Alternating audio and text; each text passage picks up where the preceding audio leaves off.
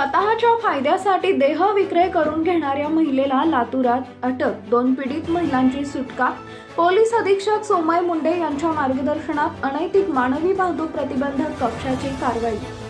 याबाबत थोडक्यात माहिती अशी की पोलिसांना गोपनीय माहिती मिळाली की लातूर शहरातील बार्शी रोड परिसरामध्ये एक महिला स्वतःच्या आर्थिक फायद्यासाठी बाहेरून स्त्रियांना बोलावून घेऊन डायमंड स्पाच्या नावाखाली त्यांच्याकडून देह विक्रीचा व्यवसाय करून घेतात।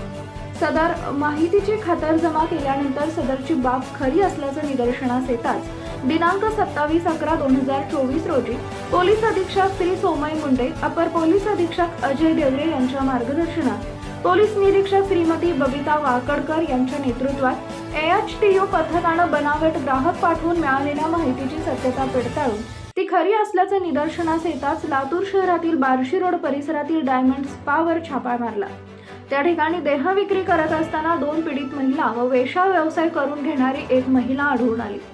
तसेच पीडित महिलांकडून देह विक्रय व्यवसाय करून घेणारे स्वतःच्या फायद्यासाठी बाहेरगावच्या महिलांना स्वतःच्या स्पामध्ये ठेवून त्यांना पैशाचा आमिष दाखवून त्यांच्याकडून स्पाच्या नावाखाली वेश्या व्यवसाय करून घेतात व आम्हाला काही रक्कम देऊन आमची राहण्याची खाण्यापिण्याची व्यवस्था करतात असं पीडित महिलांना सांगितलं। सदर प्रकाराबाबत पोलीस ठाणे MIDC इथं गुन्हा दाखल करण्यात आला। कुंटणखाना चालवणाऱ्या महिलेला अटक करण्यात आली आहे। सदरची कारवाई पोलीस निरीक्षक श्रीमती बबिता वाकडकर, पोलीस उपनिरीक्षक श्यामल देशमुख, सुभाष सूर्यवंशी, पोलीस हवालदार सदानंद योगी, प्रकाश जाधव, महिला पोलीस हवालदार सुधमाती यादव, निहाल मणियार सर्वांना अनैतिक मानवी वाहतूक प्रतिबंधक कक्ष पथकानं केली आहे। गुन्ह्याचा पुढील तपास पोलीस ठाणे MIDCचे पोलीस निरीक्षक सुधाकर देडे करत आहेत। Subscribe now and press the bell icon.